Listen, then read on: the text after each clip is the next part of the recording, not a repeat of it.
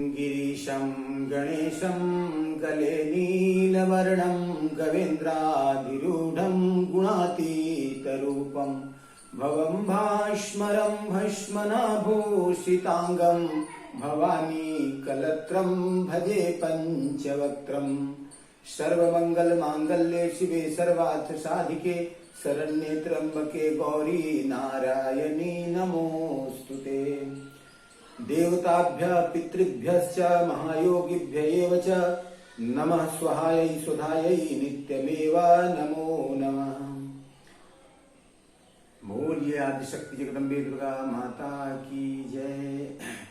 परम परमेश्वर श्री विष्णु भगवान की जय। आज से पितृपक्ष प्रारंभ हो रहा है।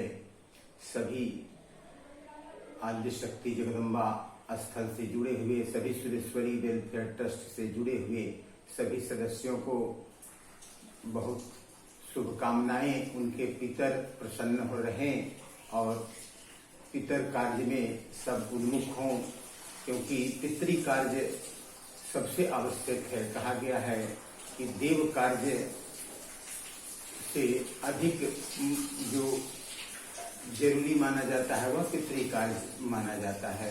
पितृ जिसके संतुष्ट होते हैं, पितर जिसके खुश होते हैं, उसका कुल वृद्धि होता है, धन धान्य बढ़ता है और वह सब प्रकार से सुखों को प्राप्त करता है। व्यक्ति सभी दुखों से मुक्त हो जाता है। इसलिए इस पितृपक्ष में पितरों को प्रसन्न करना आवश्यक होता है। पितृपक्ष जो है वह यह आश्विन कृष्ण पक्ष का में से प्रारंभ होता है। पितरों का जो एक दिन होता है वह मनुष्यों का एक महीना के बराबर होता है। पितरों का जो एक महीना होता है वह हम लोगों का जो है वह 15 दिन का जो रात होता है और 15 दिन का दिन होता है। तो 15 दिन का जो रात होता है वह शुक्ल पक्ष है और जो दिन है वह कृष्ण पक्ष है। 15 दिन का जो कृष्ण पक्ष है वह दिन होता है पितरों का। इसीलिए अश्विन कृष्ण पक्ष में यह जो पितृपक्ष का अवसर आता है। इस पितृपक्ष में मनुष्य के जितने भी पितर होते हैं वह सभी अपने मृत्यु लोक में आकर के अपने पितरों की तरफ देखते हैं कि कौन सा पुत्र ऐसा है, कौन सा मेरा कुल वंश में ऐसा व्यक्ति है जो हमारे लिए श्राद्ध कर रहा है या तिलोपोदक दे रहा है, जल दे रहा है। और उस तरह के ललायित होकर के देखते हैं। और जो जिस वंश में उस जल नहीं दिया जा रहा है या कोई उद्योग नहीं किया जा रहा है, श्राद्ध नहीं किया जा रहा है, तो पितर लोग नाराज हो जाते हैं और नाराज हो जाने के कारण बहुत सारी कठिनाइयां उठानी पड़ती है। इसलिए पितरों के संतुष्टि के लिए आश्विन कृष्ण पक्ष जो आज से प्रारंभ हो गया, पूर्णिमा तिथि के अंत होने के बाद प्रातः 9:34 से पितृपक्ष 2 सितंबर आज 2 सितंबर बुधवार को 9:34 से पितृपक्ष प्रारंभ हो गया है। और इसमें कुतप बेला जो बताया गया है, कुतप बेला, पितरों को कुतप बेला बहुत पसंद है। कुतप का मतलब होता है, कु का मतलब होता है जिसमें कुत्सित और तप का मतलब होता है उसमें संतप्त, अर्थात ताप जो कुत्सित अर्थात पाप से जो संतप्त है, पाप से संतप्त होने के कारण यह व्यक्ति को मुक्ति दिलाता है। जो व्यक्ति पापी है उसको मुक्ति दिलाता है। पाप कर्म बन गए, दुख हो गया या जो भी कोई कष्ट हो गया उससे मुक्ति दिलाने वाला यह कुतप काल है। पितृ लोगों को बड़ा पसंद है। यह जो समय है यह पूरा दिनमान जो माना गया है उसमें 15 मुहूर्त होते हैं और उसमें जो 8वां मुहूर्त होता है उसी को कुतप काल कहा जाता है। और ये जो 8वां मुहूर्त है वह प्रतिदिन 11:36 से प्रारंभ होता है और 12:24 तक चलता है। यह जो कुतप काल है इस कुतप काल में जो पितरों के लिए श्राद्ध करता है, ब्राह्मण भोज कराता है, उससे पितर बहुत उससे संतुष्ट होते हैं। इसलिए यह जो कुतप काल जिस दिन मिले उसी दिन उस तिथि में श्राद्ध होता है। जैसे आज प्रतिपदा इसलिए मान लिया गया क्योंकि आज के ही दिन प्रतिपदा में कुतप काल मिलेगा, अर्थात जो 11:36 से 12:24 का जो समय है प्रतिपदा में आज ही मिलेगा। इसलिए आज ही जो है यह प्रतिपदा श्राद्ध संपूर्ण किया जाएगा। और 2 सितंबर बुधवार को प्रतिपदा हो गया, 3 सितंबर बृहस्पतिवार को द्वितीय श्राद्ध होगा। जिनके पितर जिन पितर का जिस दिन देहांत होता रहता है, जो तिथि जिनको मालूम रहता है कि किस तिथि को मेरे पिता का देहांत हुआ है, उसी तिथि को वे आश्विन कृष्ण पक्ष में अपने पिता के लिए श्राद्ध करते हैं या उनके लिए तिलकोदक देते हैं। वैसे तो पितृपक्ष प्रारंभ होता है, वैसे ही से तिलकोदक या जल देने की प्रक्रिया प्रारंभ हो जाती है और जिस दिन तिथि होती है उसी दिन उनको जल दिया जाता है या श्राद्ध किया जाता है। तो श्राद्ध ये दूसरा तिथि जिसका है, तो द्वितीय जो तिथि होगी वह 3 सितंबर को होगा बृहस्पतिवार को, और चौथा श्राद्ध जो होगा तृतीय श्राद्ध जो है वह 4 सितंबर और 5 सितंबर दोनों को पड़ता है। इसलिए कि 4 सितंबर को 12:26 से तृतीय तिथि शुरू हो रही है। तो कुतप काल जो है 4 सितंबर को और 5 सितंबर को दोनों में थोड़ा थोड़ा बढ़ जाता है। इसलिए तृतीय श्राद्ध जो है वह 4 सितंबर और 5 सितंबर शुक्रवार और शनिवार दोनों को तृतीय श्राद्ध ही मनाया जाएगा। और 6 सितंबर को रविवार को यह चतुर्थी श्राद्ध होगा। और इसी प्रकार से 7 सितंबर को सोमवार को पंचमी और षष्ठी, इसी तरह आगे बढ़ते जाएगा। और 16 सितंबर को चतुर्दशी, अर्थात ज्ञात अज्ञात, जिसको तिथि नहीं मालूम है कि मेरे पितर किस तिथि को दिवंगत हुए थे, तो उनको चतुर्दशी तिथि को अर्थात 16 तारीख को श्राद्ध करना चाहिए। और अभी चूंकि यह जो काल जो चल रहा है, यह काल जो है कोरोना काल के कारण बहुत सारे लोग को सब न आचार्य मिल पा रहे हैं, ब्राह्मण मिल पा रहे हैं और नहीं उसमें सामग्री उपलब्ध हो पा रही है। तो उसमें लिए पितरों का कथन है कि श्रद्धा पूर्वक जो कोई भी व्यक्ति अपने दोनों हाथों को उठा करके और पितरों की तरफ पितरों के लिए समर्पित करता है और दोनों हाथ उठा करके कहता है कि मेरे पास अभी साधन सामग्री उपलब्ध नहीं है और इसलिए कुतप काल में मैं दोनों हाथों को उठा करके आप लोगों को संतुष्ट होने के लिए श्राद्ध कर रहा हूं, आप मुझसे तृप्त हो जाएं, संतुष्ट हो जाएं। और ऐसा कह करके दोनों हाथ उठा देने से ही श्राद्ध हो जाता है। या कुतप काल में श्राद्ध के दिन, तिथि के दिन कुतप काल में गाय को यदि घास भी खिला दिया जाए तो श्राद्ध मान लिया जाता है। या इसे शास्त्र में वर्णित है कि 9 ब्राह्मण खिलाना चाहिए, उपलब्ध ना हो तो 3 ब्राह्मण खिलाना चाहिए, वो भी उपलब्ध नहीं हो तो 1 ब्राह्मण खिलाना चाहिए, वो भी उपलब्ध नहीं हो तो गाय को घास खिला देना चाहिए। इस प्रकार से कुछ न कुछ करना चाहिए। तो पितृपक्ष में स्वधा देवी का उच्चारण करने से, स्वधा माता का स्मरण करने से पितर बड़े संतुष्ट होते हैं। जो कुछ भी नहीं कर पाए, रोज कम से कम 3 बार स्वधा स्वधा स्वधा का उच्चारण कर ले तो उसे पितृदेवता संतुष्ट हो जाते हैं, तृप्त हो जाते हैं। इसलिए पितृपक्ष में आवश्यक रूप से प्रतिदिन कम से कम 3 बार स्वधा स्वधा तो अवश्य कहें। समय हो तो स्वधा स्वधा का 108 बार मंत्र का जप कर सकते हैं, उससे भी पितृ काफी संतुष्ट होते हैं। और उसमें जो श्राद्ध की प्रक्रिया है उसमें माता, पिता और पत्नी 3 कुलों के लिए श्राद्ध की व्यवस्था बताई गई है। उसमें 3 कुल में आपको तर्पण करना है, श्राद्ध में जो जल देना है। तो और जिस दिन से यह आश्विन कृष्ण पक्ष प्रारंभ हुआ, आज से जिसे शुरू हो गया, तो उसमें तिल और जल ले करके और अंगूठा और तर्जनी के बीच से इस तरह से कर करके जल गिराना है। इस तरह से जल करके तर्जनी और अंगूठा के बीच से ये दाहिने हाथ पर बाएं हाथ से जल ले करके और इस तरह से तर्जनी हाथ करके और इस तरह से इसे जल गिराना है, जिसे बीच से गिरे। तर्जनी अंगुली और अंगूठा के बीच से जल गिरता है तो वह पितरों को प्राप्त होता है।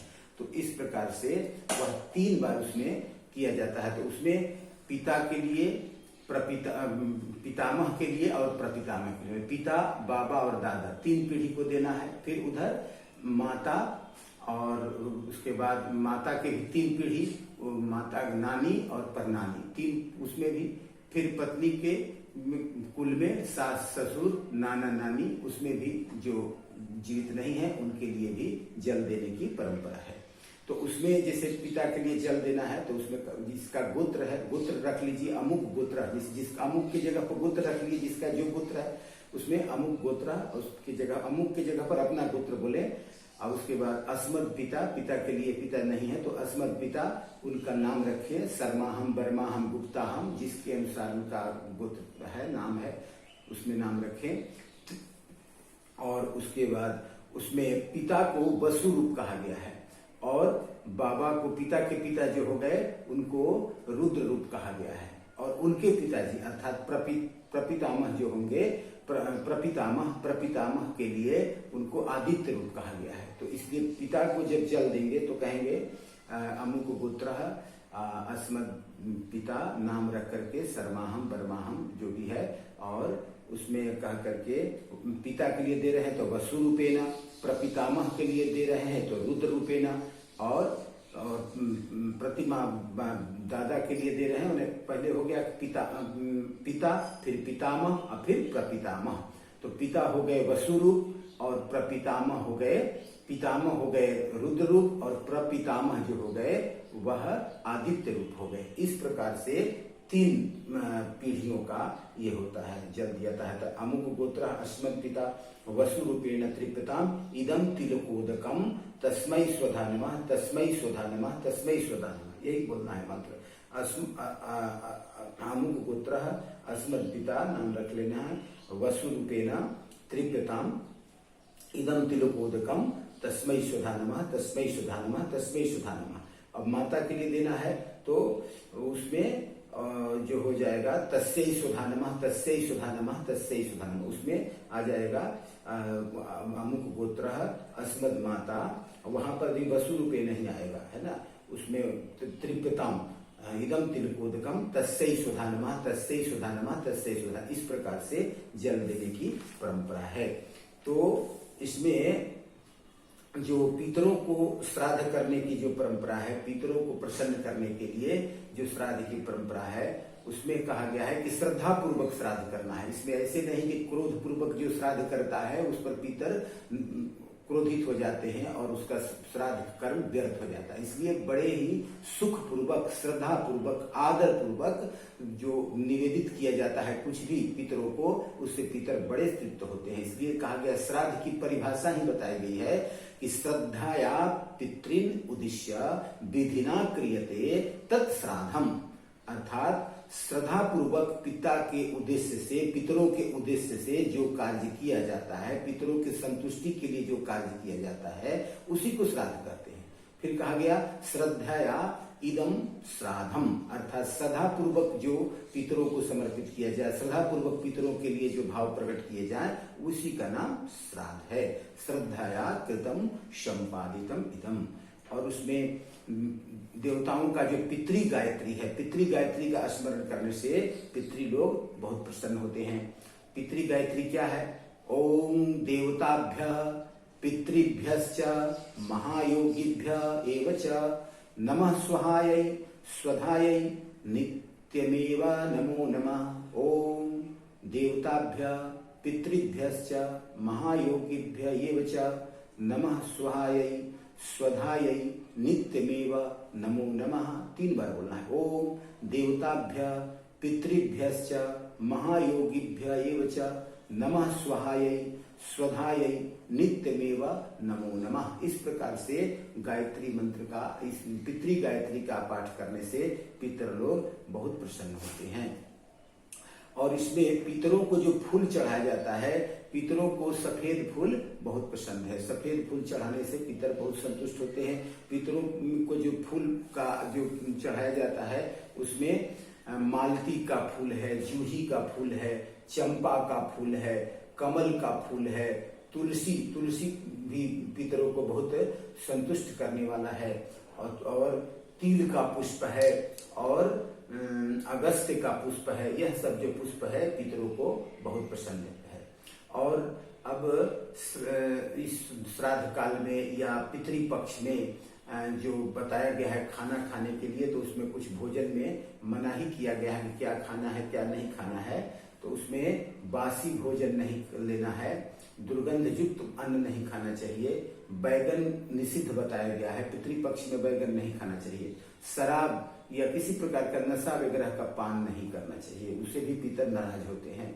और मसूर, अरहर, गाजर, कोहड़ा, गोल लौकी, सलजम, हींग, प्याज, लहसुन, काला नमक, सिंघाड़ा, जामुन, कुल्थी, महुआ, अलसी और चना, ये सब जो है निषिद्ध अन्न बताया गया है।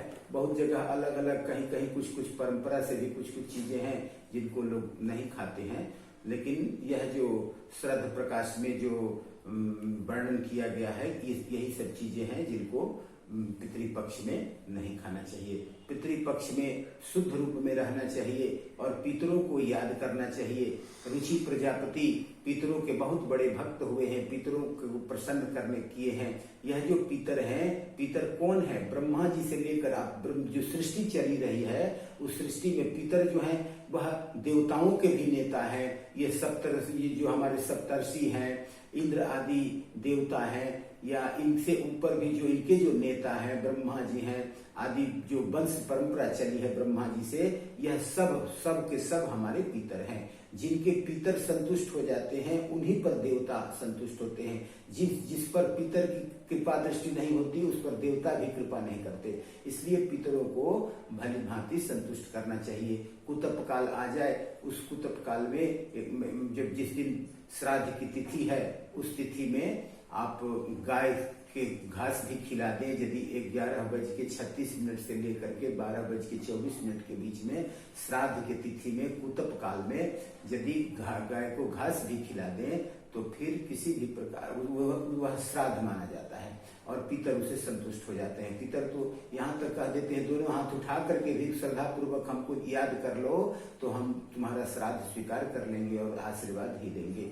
इसलिए पितरों को श्रद्धा पूर्वक श्राद्ध करना चाहिए, उनको जल देना चाहिए, विधि विधान के साथ पवित्र रह करके ये पितृपक्ष में पितरों की कथा को सुनना चाहिए। स्वधा देवी का स्तोत्र सुनना चाहिए। रुचि प्रजापति द्वारा किया हुआ जो स्तोत्र का पाठ है उसको श्रवण करना चाहिए। अलग वीडियो में वह कुछ स्तोत्र जो पितृपक्ष में पढ़ना चाहिए वह सब स्तोत्र आप लोगों को उपलब्ध करा दिया जाएगा।